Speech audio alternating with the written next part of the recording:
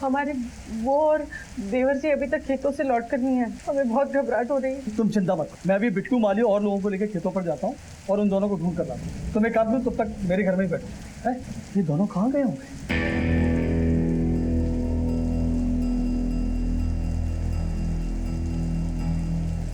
रामपाल, रामपाल भाई कहाँ हो?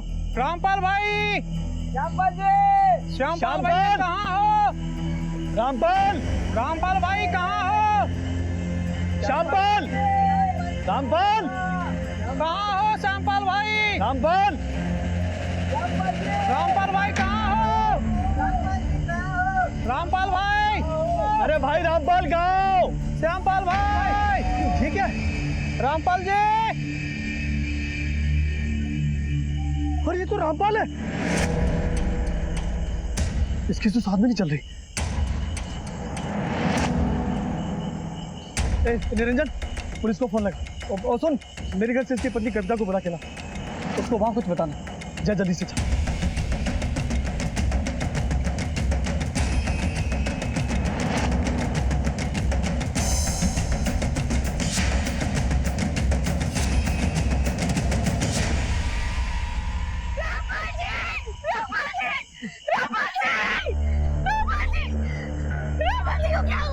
पता नहीं।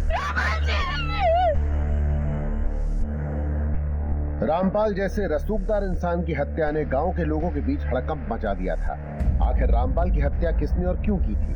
रामपाल का भाई श्यामपाल कहां था? क्या रामपाल की हत्या उसी ने की थी या करवाई थी? पुलिस के लिए उलझनों की तो बस अभी शुरुआत ही।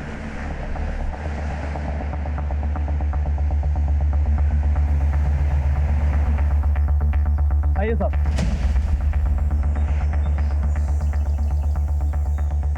पीछे हटिए आप।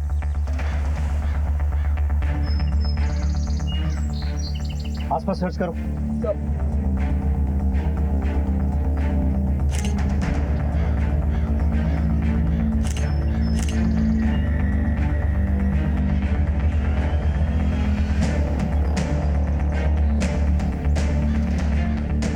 इसी रस्सी से इसका गला घोंट के मारा गया, पर बॉडी पर कोई भी स्ट्रगल के निशान नजर नहीं आए।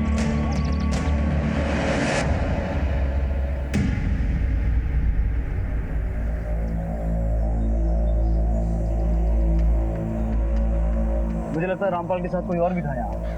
सर, रामपाल का छोटा भाई श्यामपाल भी गायब है। रामपाल की लाश तो हमें यहाँ मिल गई, और श्यामपाल को हम ज्यादा अंधेरे में ढूंढ नहीं पाए। सर, जल्दी यहाँ आइए।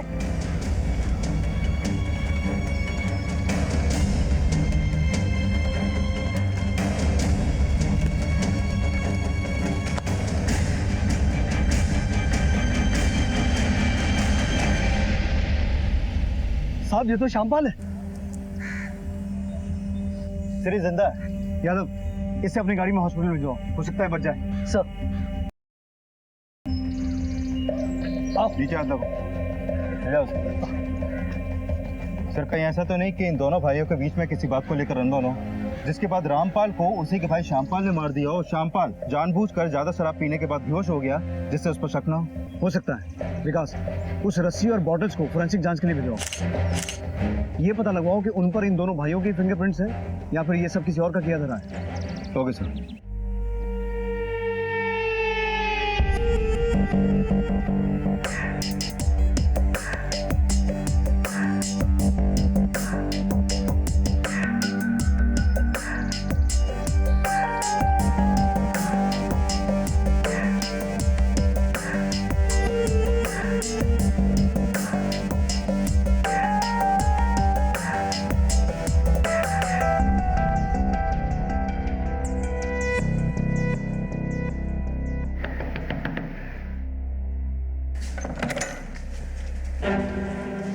हमको अंदर नहीं बुलाएंगे क्या? हाँ? अंदर नहीं, यही रुकना, जाना नहीं, हम आ रहे हैं, जाना नहीं हम।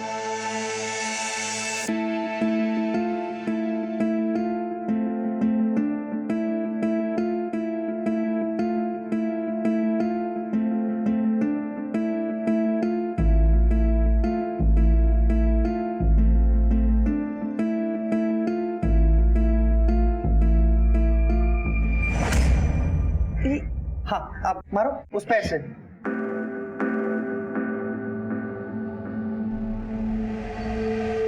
अब आ दो, आप गृह प्रवेश करो। मैं सामान लेके आता हूँ। बिट्टू तुम्हें देखेगा ना तो बहुत खुश होगा। अरे तुम्हारी चप्पल भी।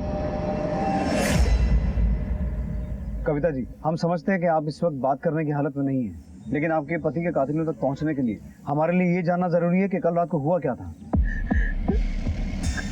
कल रात को जब बहुत देर तक मेरे पति और मेरे देवर खेत से घर लौट कर नहीं आए तो मैं सरपंच जी के यहाँ मदद मांगने गई थी। सरपंच जी! अरे कविता, इतनी रात को सब ठीक तो है ना? और रात भर ढूंढने के बाद हुआ। तो रामपाल और श्यामपाल के बीच सब कुछ ठीक था? दोनों के बीच में कोई तकलीफ नहीं थी। श्यामपाल तो अपने बड़े भैया की बहुत इज्जत करते थे और जिस तरफ आपका इशारा है वो तो होना संभव है। सरपंच साहब जी, आपको किसी पे कोई शक? नहीं सर, रामपाल और श्यामपाल के साथ इस गांव का तो कोई व्यक्ति कुछ करने वाला नहीं था। रामपाल जी के लोग बहुत इज्जत करते थे, बहुत रसूखदार शख्स था वो इस गांव का। रसूखदार और अच्छे लोगों के कत्ल नहीं होते क्या?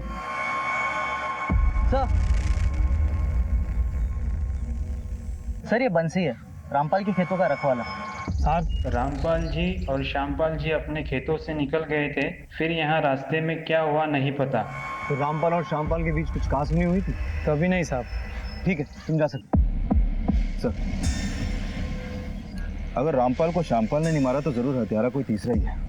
लेकिन सवाल ये खड़ा होता है विकास कि अगर हत्यारा कोई तीसरा है तो उसने सिर्फ रामपाल को क्यों मारा, श्यामपाल को जिंदा क्यों छोड़ दिया? क्या उसकी दुश्मनी सिर्फ रामपाल से थी? लेकिन इन सभी सवालों के जवाब तभी मिलेंगे जब श्यामपाल होश में आएगा। तब तक इन दोनों भाइयों के बारे में गाँव वालों से पता करते हैं। Right sir. साहब, कभी कभी जो दिखता है ना वो होता नहीं। मतलब? साहब, ऊपर से तो पूरा परिवार काफी खुश और मिलजुल के रहने वाला लगता था, अंदर क्या चल रहा है किसे पता। साहब, मुझे देवर भाभी का कोई चक्कर ही लगता है।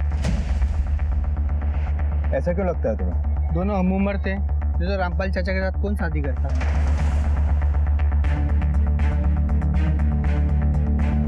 अच्छा, ये रामपाल और श्यामपाल का आपस में रिश्ता कैसा था? श्यामपाल की उम्र 40 साल की हो गई और उसकी भी शादी नहीं हुई। ना खुद का घर ना खुद का पैसा, उसने अपनी पूरी जिंदगी रामपाल के भरोसे रख दी। और साहब कहता है कि जो आपको पालता है, पोसता है, खिलाता है, पिलाता है, उसकी अच्छी बातें बुरी बातें माननी पड़ती। और वैसे भी कौन से दोनों सगे थे? साहब, भाइयों के बीच का तो पता नहीं, लेकिन साहब पिछले महीने की बात है। शंभू सिंह की लड़की सिमी का राजेंद्र नाम के लड़के के साथ चक्कर चला था, तो मामला पंचायत में गया। सरपंच जी, ये लड़का दूसरी जाति का है और दूसरी जाति के घर में मैं अपनी बेटी का ब्याह कभी नहीं करूंगा।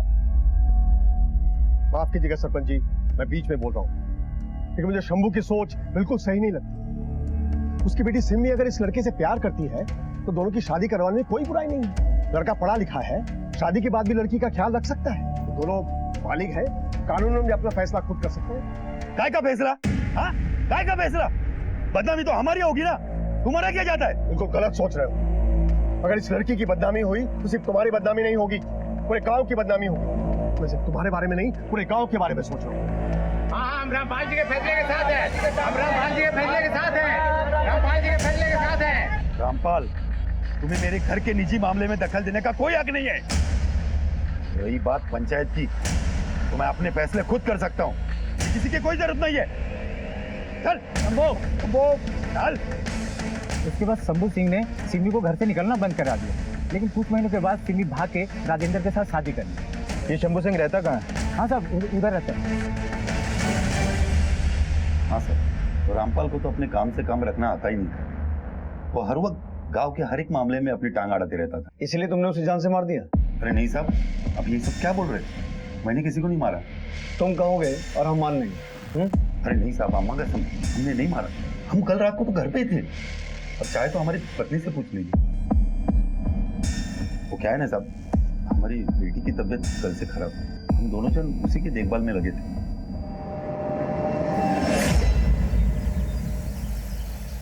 क्या है ना, यहाँ ज्यादा बिजली बंद होती नहीं है, पर आज पता नहीं क्यों। तुम ये लो ना, ऐसा करो ना, शायद बिट्टू आ गया। बिट्टू, अब बिट्टू, वो तुम्हारी मम्मी है, जाओ गले मिलो। वो बहुत छोटा था ना जब तुम चली गई थी, शायद पहचान नहीं रहा। जाओ बेटा, मम्मी। हाँ जाओ जाओ जाओ जाओ, जाओ।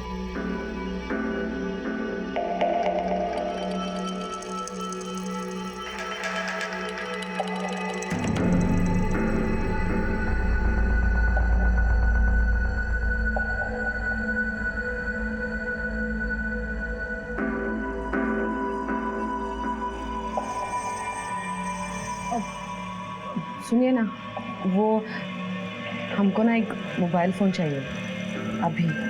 बस इतनी सी बात, हम अभी जाके ले आते हैं। तुम एक काम करो, तब तक तुम बिट्टू के साथ खेलो, हम मोबाइल लेके आते हैं। मोबाइल लेके, कपड़े तो बदले नहीं, अभी लेके आते हैं। हाँ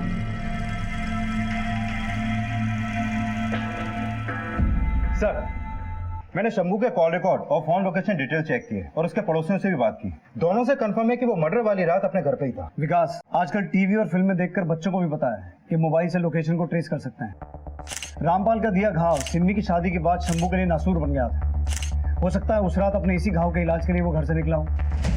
सर, श्यामपाल और कविता ये दोनों कई सालों से एक ही घर में रह रहे हैं। हो सकता है इस मर्डर के पीछे इन देवर भाभी के ही प्रेम प्रसंग वाला कोई एंगल हो, क्योंकि श्यामपाल और कविता की उम्र लगभग एक ही है। वहीं रामपाल कविता से उम्र में काफी बड़ा है।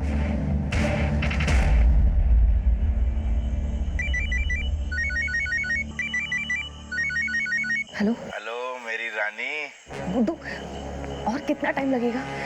यहाँ पर एक दिन भी ना 100 दिन के बराबर है। ये आदमी इतना चिपकू है कि 1 मिनट भी पीछा नहीं छोड़ता। अरे ये तो तुम्हारा ही आइडिया था ना। गुड्डू, हम इस आदमी को और नहीं झेल सकते। बस जिस झंझट और झमेले से हम भागे थे ना, हमें वही वापस आना पड़ा। मेरी जान, तुम चिंता मत करो, जैसे ये खेल खत्म हो जाएगा ना, हम दोनों फिर एक साथ हैं। ठीक है, तुम बम बनाने का सारा सामान भिजवाओ, एक धमाका करना है।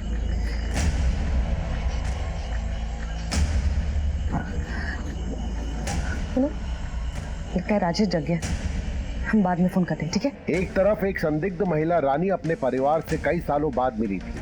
इतने सालों वो कहाँ रही थी, क्या चल रहा है उसके मन में? दूसरी तरफ रामपाल की हत्या की गुत्थी उलझती जा रही थी। पुलिस के हाथ आती हर लीड एक डेड एंड पर जाकर रुक रही थी, लेकिन पुलिस ने अपने तजुर्बे से एक के बाद एक कड़ियां टटोलनी शुरू कर दी। जैन सर, मैंने कविता और श्यामपाल दोनों के कॉल रिकॉर्ड और लोकेशन डिटेल चेक की, लेकिन ऐसा कुछ लगा नहीं जिसके बिना पर उन पर शक किया जा सके। और सर, फॉरेंसिक रिपोर्ट के मुताबिक वारदात पे मिली दोनों शराब की बोतल्स में स्लीपिंग पिल्स के ट्रेसेस मिले। फॉरेंसिक टीम का कहना है कि रामपाल और श्यामपाल दोनों को बेहोश करने के लिए कम से कम 8 से 10 गोलियों का इस्तेमाल किया गया है। तो रामपाल और श्यामपाल दोनों की बॉडीज में उन पिल्स के ट्रेसेस मिले? यस सर, दोनों बोतल्स में पिल्स मिक्स की गई थी, जिसके बाद वो शराब पीते ही दोनों बेहोश हो गए। सर, ये फॉरेंसिक रिपोर्ट आने के बाद मैंने अपने कुछ कॉन्स्टेबल्स को क्राइम सीन पर दोबारा विजिट करने के लिए भेजा, जहाँ से कुछ ही दूरी पर उन्हें एक शराब की बोतल और मिली है। ये देखिए सर, इस बोतल को इतने अच्छे तरीके से साफ किया गया है कि इसके फिंगरप्रिंट्स भी मिट गए हैं। और ये उसी ब्रांड की बोतल है जो बोतल हमें क्राइम सीन पर पहले मिली थी। और हाँ सर, एक बात और, ये ब्रांड लोकली अवेलेबल नहीं है। ये ब्रांड अगर लोकली अवेलेबल नहीं है तो ये बात तो साफ है कि उस रात कोई तीसरा आदमी ये शराब लेकर बाहर से आया था या फिर बुलाया गया था। स्ट्रेंज, एक छोटे से गांव में मर्डर की इतनी बड़ी तैयारी।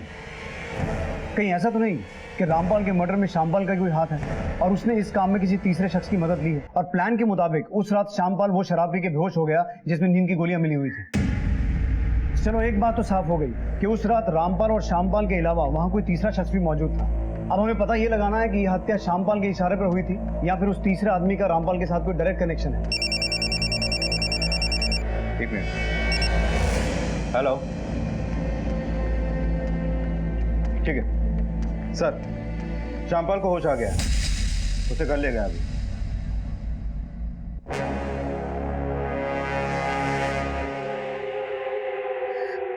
हेलो हेलो, देखो हमारी बात सुनो।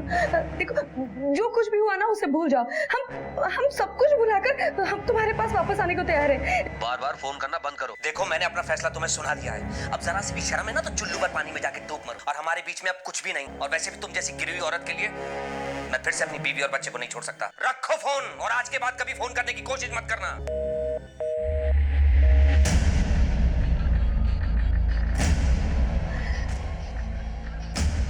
साला अपनी बीवी के लिए हमको धोखा देगा? हाँ? हमको छोड़ के चला जाएगा? बस बहुत हो गया। सारा हम गिड़गिड़ाएंगे नहीं। अब तो ना हम बस उड़ाएंगे। अब उड़ाएंगे।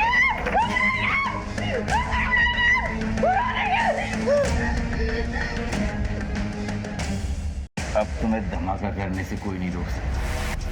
इससे पहले रानी और संदीप अपने प्लान में कामयाब हों, हमें हर कीमत पर उन तक पहुंचना है। अब मेरा बदला जरूर पूरा होगा।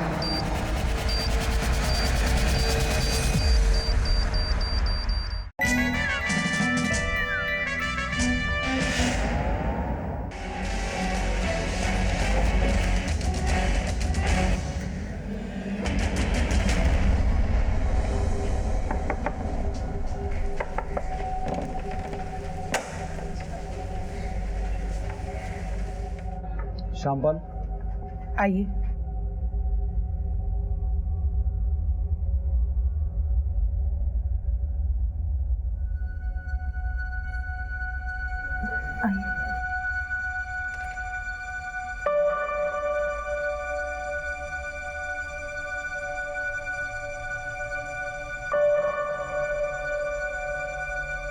शामपाल, इंस्पेक्टर साहब मिलने आए।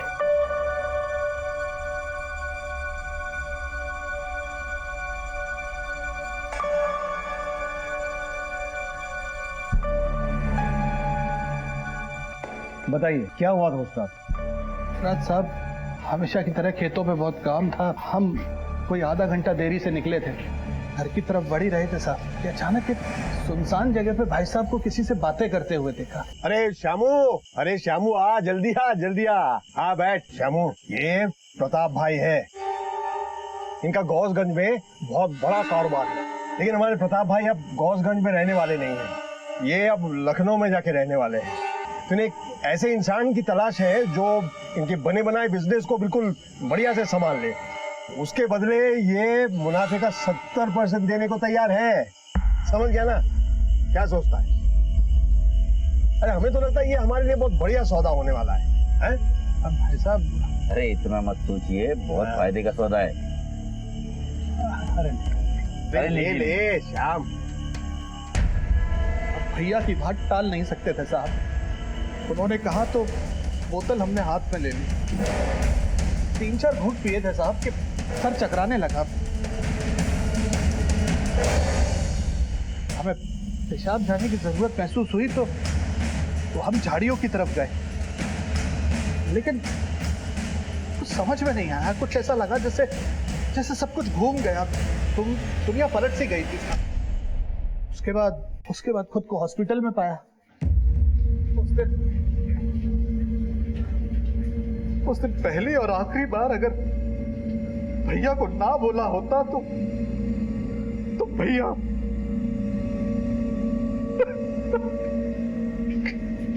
आपने उस आदमी का चेहरा देखा था? नहीं साहब, उसने गमछा लपेटा हुआ है।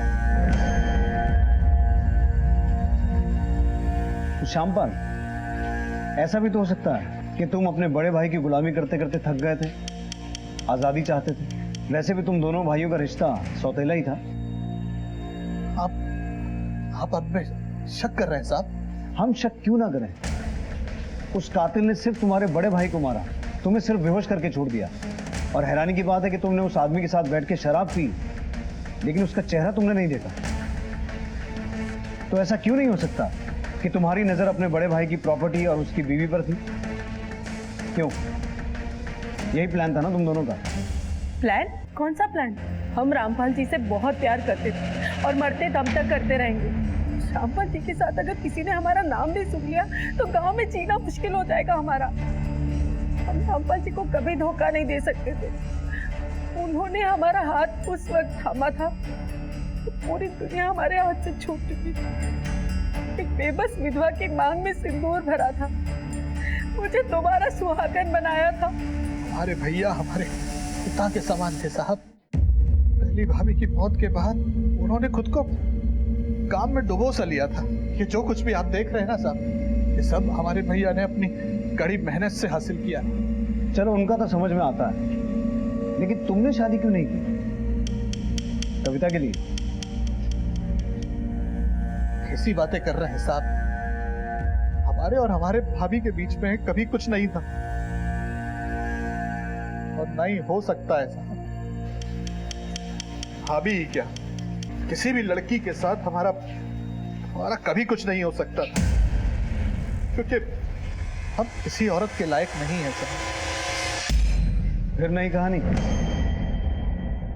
सर, ये रामपाल की पोस्टमार्टम रिपोर्ट। इस रिपोर्ट से साफ हो गया है कि उसकी बॉडी में शराब के साथ साथ नोलन सिम नाम की स्लीपिंग पिल्स भी काफी मात्रा में मिली हुई थी, जिसकी वजह से रामपाल अनकॉन्शियस हो गया और फिर हत्यारे ने रस्सी की मदद से उसका गला घोंटकर उसको मार डाला। सर, इस रिपोर्ट के हिसाब से उसकी मौत 8 जुलाई की रात 12 से 2 बजे के बीच हुई थी। सर, मैं भी आपको एक बात बताना चाहता हूँ।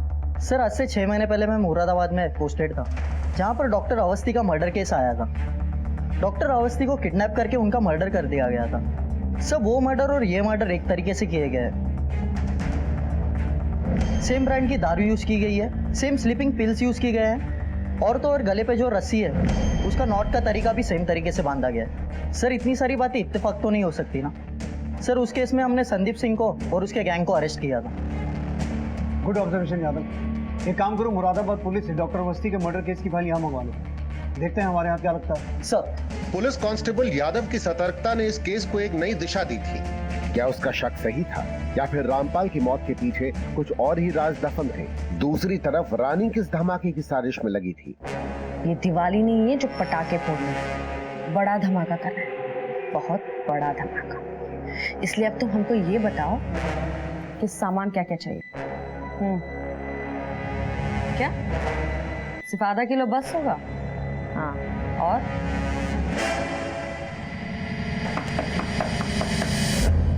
अच्छा सुनो, हम तुमको बाद में फोन करते हैं। काफी देर से खटखटा रहा था, क्या कर रही थी? तुमसे मतलब? नहा रहे थे हम। कोई तकलीफ? नहीं नहीं, तकलीफ कैसी, अब तो तुम घर आ गई हो, मेरा मतलब अपने घर आ गई हो। तुम एक काम करो, तुम आराम से बैठो, मैं तुम्हारे लिए चाय बना के लाता हूँ। हाँ, और हाँ, वो काफी अच्छी लग रही है।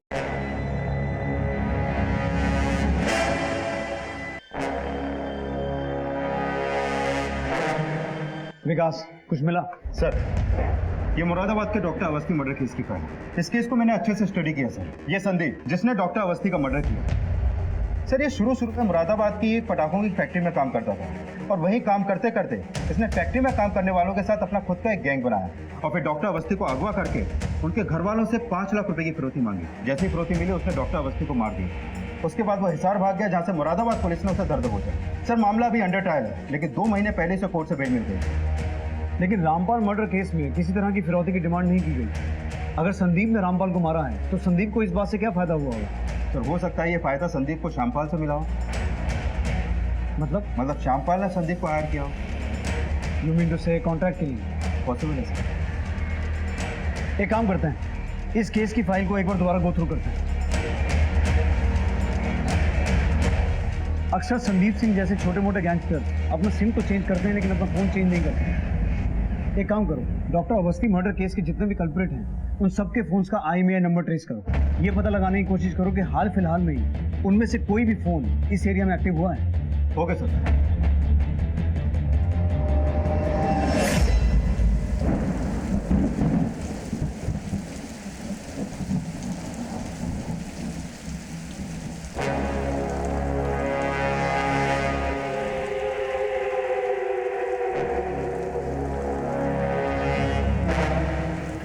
सब माल बराबर है? हाँ हाँ, सब बराबर है।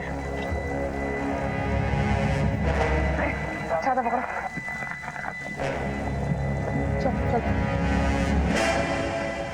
सर, मुरादाबाद के डॉक्टर अवस्थी केस में जितने भी फोन नंबर्स और फोन यूज हुए थे, मैंने उन सबके IMEI नंबर ट्रेस किए। सर, उस मर्डर के बाद उनमें से दोबारा ना तो कोई नंबर यूज हुआ और ना ही कोई फोन।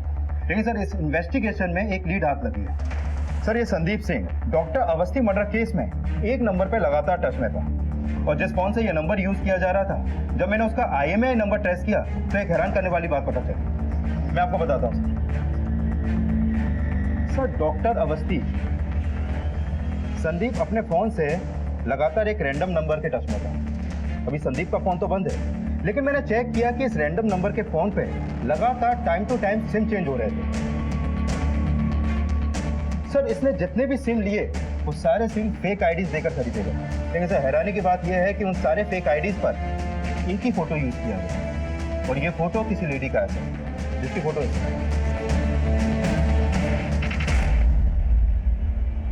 और सर रामपाल के मर्डर के वक्त भी ये फोन आदमपुर में एक्टिव था जहां पे रामपाल का मर्डर हुआ।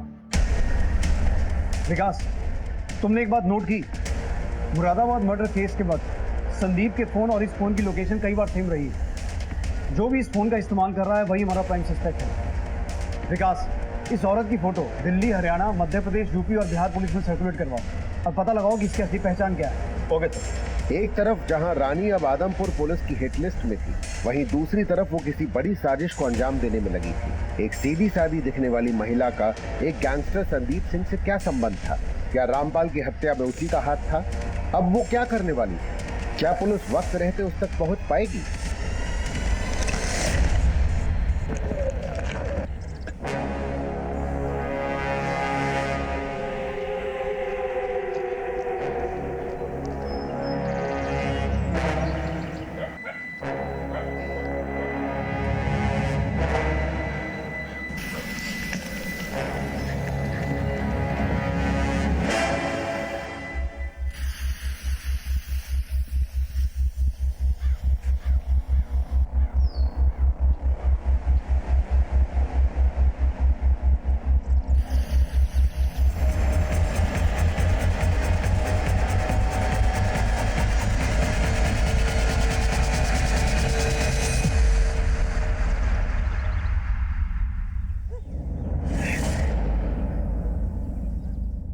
पहचानते हैं इसे?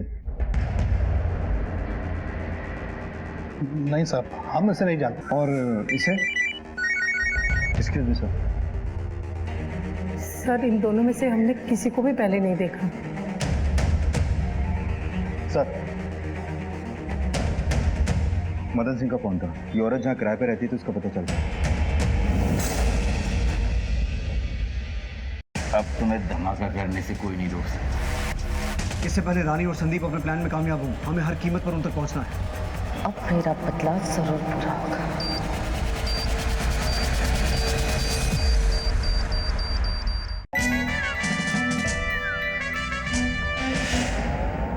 गुड्डू, कैसा सामान भेजा है तुमने? हाँ, बोला था गली उड़ा दूंगा, ये उड़ा दूंगा, लेकिन कुछ भी नहीं उड़ा। अरे हमने पूरा सामान थोड़ा ही भेजा था। हमने कहा था ना हम तुम्हारी मदद करेंगे। फिर कहाँ जरूरत थी होशियार बनने की? अच्छा ठीक है, जो भी करना है ना जल्दी करो।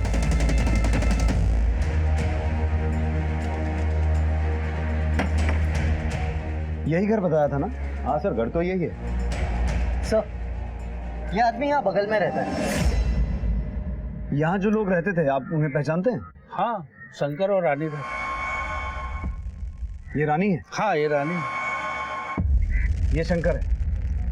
नहीं नहीं, ये शंकर नहीं है। तो यहाँ जो आदमी रानी के साथ रहता था उसका स्केच बनवा सकते हैं? नहीं साहब, इतना बार तो वो लड़के को देखा भी नहीं है। ठीक है, शुक्रिया। विकास, इसका मतलब है यहाँ संदीप अपना नाम बदल के नहीं ले रहा था, ये शंकर कोई और ही है।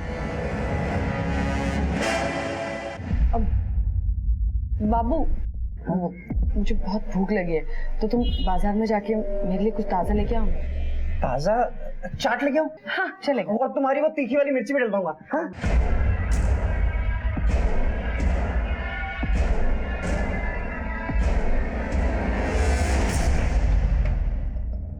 क्या हाल है मेरी जान?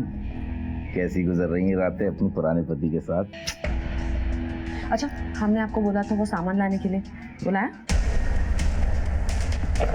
ये रहा वो सामान। अब तुम्हें धमाका करने से कोई नहीं रोक सकता। अब मेरा बदला जरूर पूरा होगा। सर, रामपुर के पुरानागंज थाने से फोन था। रानी की फोटो उनके थाने में एक बहुत पुरानी दर्ज हुई मिसिंग कंप्लेंट से मैच होती है और ये रिपोर्ट उसके पति ने दर्ज करवाई। पति ने? हाँ सर। क्या नाम है उसके पति का? राजेश।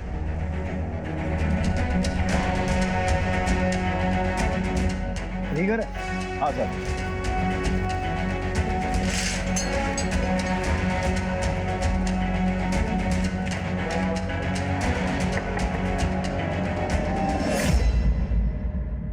जी कहिए। हमें आपकी पत्नी रानी के बारे में कुछ बात कर। रानी के बारे में क्या बात करनी है सर? रानी एक मर्डर केस में प्राइम सस्पेक्ट है। सर हमारी शादी 2009 में हुई थी। रानी का मायका सीतापुर में है। उसके माँ बाप बहुत गरीब थे। इतनी खूबसूरत लड़की ने हमसे शादी के लिए हाँ बोला, ये हमारे लिए सौभाग्य की बात थी। सर हम तो पहले दिन से ही उसके दीवाने थे। सर फिर 1 साल बाद हमारा बच्चा हुआ। सब कुछ अच्छे से चल रहा था। फिर एक दिन हमारा चचेरा भाई संदीप आया। जब से उसका आना जाना इस घर में शुरू हुआ सर, सब बदल गया। क्या नाम बताया तुमने? संदीप सिंह। तो ये कनेक्शन है रानी का संदीप से? सर संदीप तो उसे शुरू से ही पसंद करता था। वो तो रानी पे डोरे भी डालता था। देखिए तो संदीप जी हमारे लिए कितना महंगा तोहफा लाए। बहुत ही सुंदर है, हमें बहुत अच्छा लगा। और भाभी जी ये भी आपके लिए। हमारे लिए? शुक्रिया संदीप जी, हमको ना आपके सारे तोहफे बहुत ही अच्छे लगे। पर संदीप जरूरत नहीं थी इतने महंगे गिफ्ट लेके आने की। जरूरत नहीं मतलब? आप तो हमारे लिए कुछ नहीं लाते हो। अगर ये हमारे लिए तोहफा लाए तो दिक्कत हो रही है आपको। आपसे तो बात करना मुश्किल है। अरे देखिए हमको कोई तोहफा नहीं चाहिए। सर हमारी इतनी आमदनी नहीं थी कि हम रानी को इतने महंगे महंगे तोहफे दे सके। और इस संदीप ने तो रानी पे जादू कर दिया। रानी भाग गई और उसके 2 दिन के बाद संदीप भी भाग गया। इसी के चलते हमने रानी के गुमशुदा होने की रिपोर्ट दर्ज करवाई थी। लेकिन लोकल पुलिस ने हमें बताया कि जब से तुमने रानी की FIR दर्ज करवाई है, उसके बाद से एक बार भी तुम रानी के बारे में पूछने नहीं गए। ऐसा क्यों? सर रानी के भागने के कुछ दिन के बाद मुझे उसका फोन आया था। उसने कहा था कि हम उसे ढूंढने की कोशिश ना करें। उसने तो ये भी कहा था कि उसने संदीप से शादी कर ली। सर किसी को इस बात का पता ना चले और हमारे खानदान की बदनामी ना हो, इसलिए मैं पुलिस स्टेशन में नहीं गया सर। फिर उसके 1 साल के बाद संदीप हमसे मिलने के लिए आया। उसने हमें बताया कि रानी ने उसे भी छोड़ दिया है। संदीप ने बताया कि जब वो किशनगढ़ में था और रानी कोई जॉब कर रही थी तो वो आदमपुर के किसी आदमी के साथ चली गई है। सर संदीप कुछ दिनों के लिए यहीं रहा, फिर चला गया। उसके बाद संदीप ने रानी ने कभी तुमसे कांटेक्ट करने की कोशिश की? कुछ दिन पहले संदीप ने हमें फोन किया। राजेश भाई मुझे माफ कर दो। जिस आदमी के लिए रानी मुझे छोड़कर गई थी, उस आदमी ने रानी को छोड़ दिया और अब वो वापस लौट आई है मेरे पास। रानी किसके साथ भागी थी जानते हो? संदीप बता रहा था कि वो आदमपुर का कोई अमीर आदमी है, शायद शंकर। तो हाल फिलहाल में रानी या संदीप से कोई बात हुई है? सर वो 1 हफ्ता पहले ही रानी वापस आई है। तो रानी अभी यहीं है? जी हाँ सर, पर वो सुबह से कहीं गई है। हाँ मैं रानी के कमरे की तलाशी लूंगी।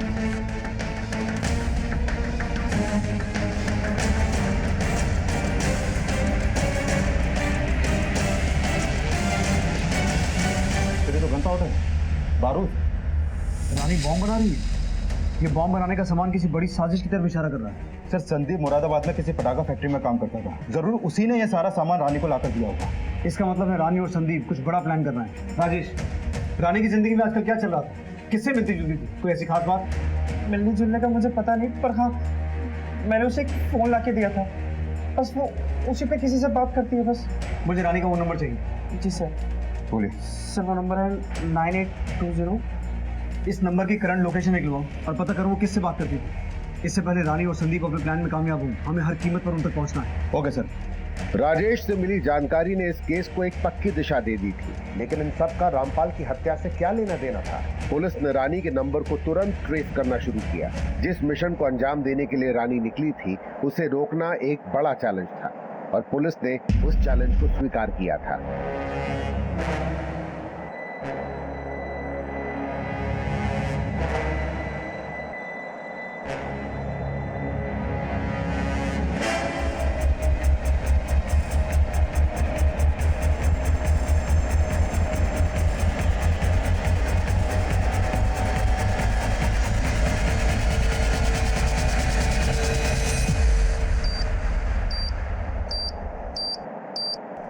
रानी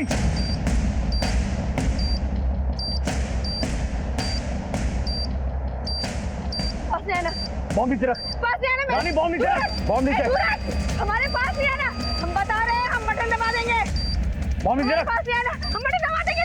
छोड़ा, हम बटन पकड़। छोड़ बॉम्ब उसका हाथ से। छोड़ हमको। शंकर को तो छोड़ेंगे नहीं हम। हमारा छोड़। मैं जानता था तुझ जैसी औरत कभी अपनी जान खतरे में नहीं डालेगी। अब ये बता, तेरा साथी कहाँ है? संदीप, तेरा साथी कहाँ है? संदीप बोल।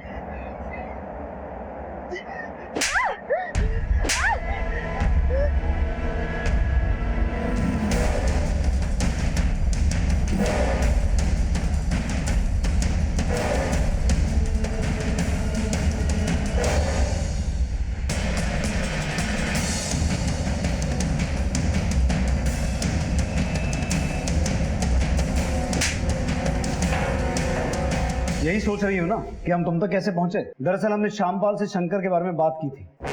शंकर? शंकर तो हमारा भतीजा है साहब, हरदोई में रहता है। हरदोई में कहाँ? नदी किनारे वाली सड़क के पास। तुम्हारी कहानी है बड़ी दिलचस्प, इसलिए मैं ये कहानी शुरू से सुनना चाहूंगा। बोलो बोलो।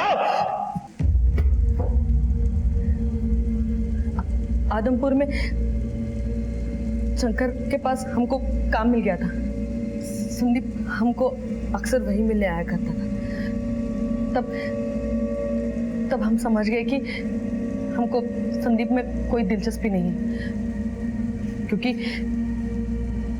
वो सिर्फ पैसा होने का दिखावा करता था।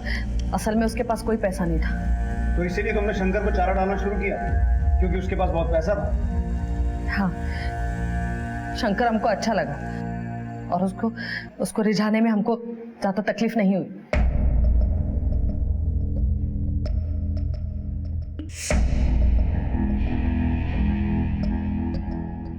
आपने पेपर्स को क्लिक नहीं किया, हम कर देते हैं। ये बहुत इम्पोर्टेंट है। ये तो प्रॉपर्टी के पेपर्स हैं। बहुत प्रॉपर्टी आपके पास?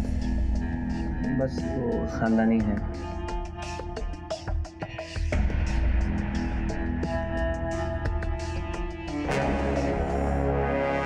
और जब अगली बार संदीप हमको मिलने आया, तब हम उसको शंकर के बारे में सब कुछ बता दिए।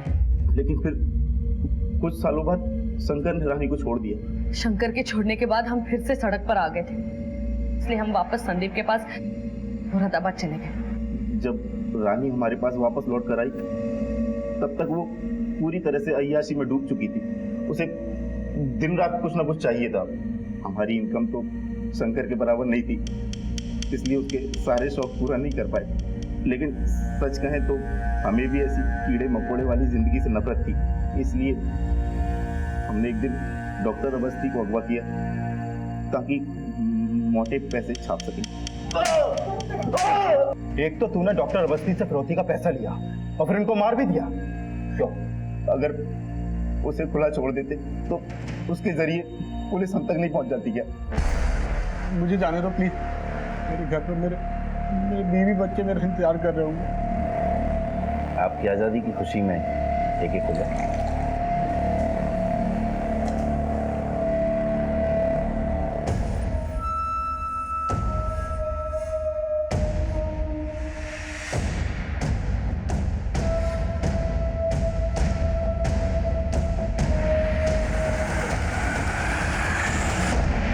इतना सब कुछ करने के बाद भी पुलिस ने संदीप को पकड़ लिया और संदीप के बाहर निकलने से पहले हमने मुरादाबाद में एक मकान का इंतजाम कर लिया। वहीं छुपकर हम अंडरग्राउंड हो गए। हमें बस संदीप के बाहर निकलने का इंतजार था। तो रामपाल को क्यों मारा? अब ये मत बोलना कि नहीं मारा, क्योंकि जिस जगह रामपाल का मर्डर हुआ था तुम्हारा फोन उसी एरिया में एक्टिव था। हमने हमारा फोन संदीप को दिया था, पर रामपाल को संदीप ने मारा था। लेकिन तुम रामपाल के मर्डर में शामिल तो थी ना? खुल गई आंखें कि अभी भी कुछ बाकी है? और तूने इस लड़की के लिए अपने बीवी बच्चों को छोड़ दिया, अपने माँ को घर से बाहर निकाल दिया। अरे तेरी बीवी आज भी तेरी लंबी उम्र के लिए करवा चौथ का व्रत रखती है। तूने बदले में क्या दिया शंकर? सिर्फ धोखा। देख ले रानी के कारनामे। जुबान संभाल के बात कीजिए। ए लड़की, तू अपनी जबान संभाल। मैं तुझ जैसी लड़की के मुंह नहीं लगता। हमको भी तुम्हारे मुंह नहीं लगना, समझ गए? चल निकलो। मेरी बात ताऊ जी बिल्कुल ठीक कह रहे हैं। साला मैं तुम्हारे प्यार में अंधा हो गया। मुझे तो पहले ही समझ जाना चाहिए था कि ना तुम अपने पति की हो सकी ना बच्चों की, तो मेरी क्या होगी। इससे पहले तुम्हें धक्के देके बाहर निकाल दूं, निकल जाओ यहाँ से। मेरी बात सुनो, मेरी बात तो सुनो। आज के बाद अपनी शक्ल मत दिखाना मुझे। शंकर ने अपने ताऊजी रामपाल की बातों में आकर रानी को छोड़ दिया, तभी से रानी घायल नागिन की तरह हो गई। उसने हमें छोड़ दिया, हमें ठोकर मार दी। आज तक किसी मर्द ने हमें ठोकर नहीं मारी। उसकी इतनी औकात क्यों था? क्या कह रही हो? बात करो भाई। अरे चुप करो, पागल हो क्या? हम उसे छोड़ेंगे नहीं। हाँ नहीं छोड़ेंगे छोड़ेंगे नहीं, हम उसे नहीं छोड़ेंगे, आराम से। और हमारी बात सुनो, तुम जैसा कहोगे हम वैसा करेंगे। बाबू, तुम हमारा एक काम करोगे? हाँ? क्या? तुम रामपाल को मार दो। रानी हमारे साथ अपराध की दुनिया में कदम रख चुकी थी, इसलिए हमने उसका साथ दिया। और सिर्फ उस रात